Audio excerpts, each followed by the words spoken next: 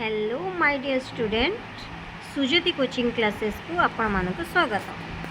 अच्छा आमे माने प्रायतः ओडिया ग्रामर विषय रे पढ़ू किंतु सठिक रूप से बुझीबापा आम पाई बहुत ही कष्ट हो पड़े। जेमिति कि आमर वर्ण तापर हैला पद शब्द वाक्य यही सब विषय रे।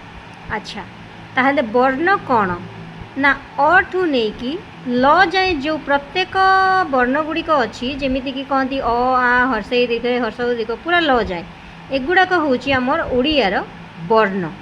अच्छा ताहेले आमे एबे वर्ण पर कौन जानिबा ना शब्द काहाकू कुहा जाए। अच्छा शब्द काहाकू कुहा जाए उदाहरण सह कहल। अच्छा ताले केते गुड़िए वर्ण मिसी एक निर्दिष्ट अर्थ प्रकाश कले ताहाकू शब्द कुहा जाए। बुझी पारल? अच्छा ठीक अच्छे मुझे आउ थे बुझे दूची शब्द काहाकू कुहा जाए ना केते गुड़िए वर्ण मिसी वर्ण एबे मु कहली जे अठू नहीं कि ल जाए आमर से जो वर्ण गुड़ाक मिसिकिना एक निर्दिष्ट अर्थ प्रकाश कले सेमिति नुह जे कि आम किसी भी वर्ण लिखिदेवा जमीती कि रा क। अच्छा राकर तो कौन अर्थ ही नहीं ताले ये वर्ण हेले भी सुधा सेटा आमर कौन शब्द बोली आमे ताकू कहि परिबा नहीं। तेबे उदाहरण आमर कौन अच्छी ना राजा हरि हाथी राजा राजा होची रा गोटे होची वर्ण जा गोटे होची वर्ण। अच्छा ताले राजा होची गोटे जनकर ना हरि सीए भी जनकर ना हाथी सीए भी जनकर ना। अच्छा ताहेले एटा कौन सी गोटे अर्थ प्रकाश करुची तेबे सेटा को कुहा जाए आमर शब्द। अच्छा तापरे कौन आसिला आमर ना पद काहाकू कुहा जाए। अच्छा पद काहाकू कुहा जाए ना केते गुड़िए शब्द जेते बेले एक वाक्य रे व्यवहृत हुए ताहाकू कौन कुहा जाए ना पद बोली कुहा जाए। अच्छा केते गुड़िए शब्द ऊपर आमे जानिले कि शब्द काहाकू कुहा जाए बोली केते गुड़िए वर्ण मिसिकिना जो शब्द जो सृष्टि हुए से ही शब्द गुड़ाक जेते बेले एक बा एकाधिक मिसी गोटे वाक्य सृष्टि हुए ताहाकू पद बोली कुहा जाए।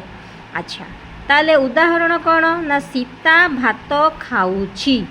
अच्छा सी गोटे वर्ण ता गोटे वर्ण ए वर्ण जेते बेले मिसी गला कौन हैला शब्द हैला।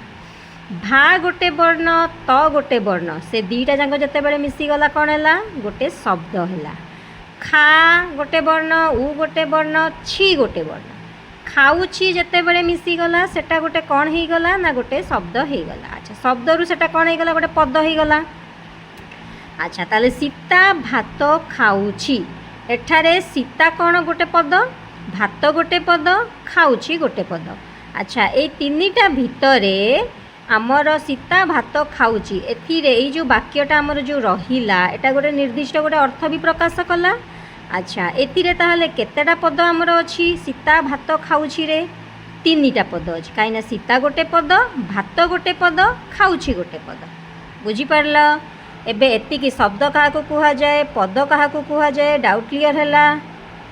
ओके जदि एमिति आउ किछि नोट जानिबा पई चाहुछ ताहेले मते तमे माने मेसेज करि परिबो एवं जदि तुम मानकु मोर ए ग्रामर पढ़ेइबाटा जदि मो पढ़ेइबाटा तुम माने बुझी पारुछ ताहेले मो चैनल को सब्सक्राइब करिवो।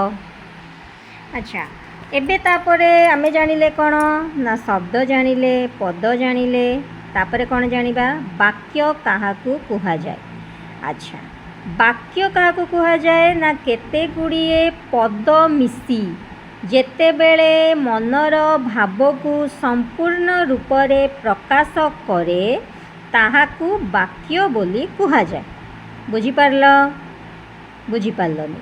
अच्छा केते गुड़िए पद मिसी आमे माने ऊपर जानिले कि पद काहाकू कुहा जाए ना केते गुड़िए शब्द मिसिकिना पद सृष्टि हुए।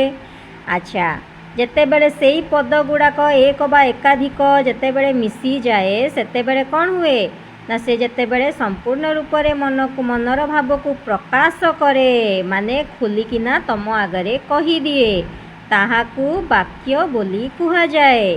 जेमिति उदाहरण कौन हैला ना पिलाटी छिंडा जामा पिंधिची ପିଲାଟି ଛିଣ୍ଡା ଜାମା ପିନ୍ଧିଛି ଏଟା କ'ଣ ହେଲା ନା ଗୋଟେ ଅର୍ଥ ପ୍ରକାଶ କରୁଛି ନା ପିଲାଟା ଛିଣ୍ଡା ଡ୍ରେସ୍ଟା ପିନ୍ଧିଛି। ବୁଝିପାରିଲ ଏଟା ମନର ଭାବକୁ ପ୍ରକାଶ କଲା ସେଥିପାଇଁ ୟାକୁ କ'ଣ କୁହାଯାଉଛି ନା ବାକ୍ୟ କୁହାଯାଏ। ଯଦି ଆମେ କହିଥାନ୍ତେ ଏଠି ପିଲାଟି ଛିଣ୍ଡା ଜାମା, ପିଲାଟି ଛିଣ୍ଡା ଜାମାର କୌଣସି ଅର୍ଥ ପ୍ରକାଶ ହୋଇପାରୁନି ତ ସେଥିପାଇଁ ସେଟା ଗୋଟେ କ'ଣ ହେଇନଥାନ୍ତା ନା ସେଟା ଗୋଟେ ବାକ୍ୟ ହେଇପାରିବ ନାହିଁ। ଆଚ୍ଛା ଏବେ ତମେମାନେ ଗୋଟେ ସାଧାରଣ ଜିନିଷ ଜାଣ, ତମେ ଯେତେବେଳେ କାହାକୁ କୌଣସି କଥା କହୁଛ ସେତେବେଳେ ତମେମାନେ ଯେତେବେଳେ ତୁମ ସାଙ୍ଗମାନଙ୍କ ସହିତ କଥା ହେଉଛ, ମନେକର ରାସ୍ତାରେ ତୁମକୁ ଦେଖାହେଲେ କିମ୍ବା ଫୋନ୍ରେ କଥା ହେଲେ, ହାଏ କ'ଣ କରୁଛୁ, ଏଟା ଯଦି ତୁମେ ନ କହିକିନା ତୁମେ ଏଇଟା କହିବ କି ହାଏ କ'ଣ, ସେ କ'ଣ କିଛି ବୁଝିପାରିଲା କି?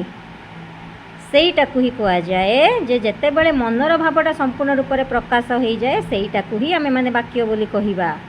ବୁଝିପାରିଲ?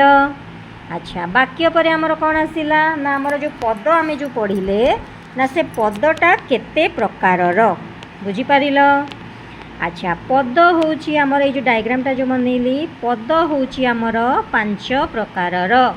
କ'ଣ କ'ଣ ନା ବିଶେଷ୍ୟ ପଦ, ବିଶେଷଣ ପଦ, ସର୍ବନାମ ପଦ, ଅବ୍ୟୟ ପଦ, କ୍ରିୟାପଦ। ବୁଝିପାରିଲ? ତାହେଲେ ପଦ ଆମର କେତେ ପ୍ରକାର ହେଲା?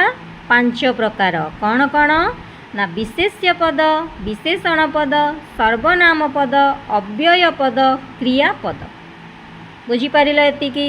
ତେବେ ଆଜିର କ୍ଲାସ୍ରେ ଆମେମାନେ ଓଡ଼ିଆ ଗ୍ରାମାରର ଆରମ୍ଭରୁ ଯାହା ପଢ଼ିଲେ, କ'ଣ ପଢ଼ିଲେ ନା ବର୍ଣ୍ଣ କ'ଣ ଜାଣିଲେ, ଶବ୍ଦ କ'ଣ ଜାଣିଲେ, ପଦ କ'ଣ ଜାଣିଲେ, ବାକ୍ୟ କ'ଣ ଜାଣିଲେ, ପଦ କେତେ ପ୍ରକାର ଜାଣିଲେ।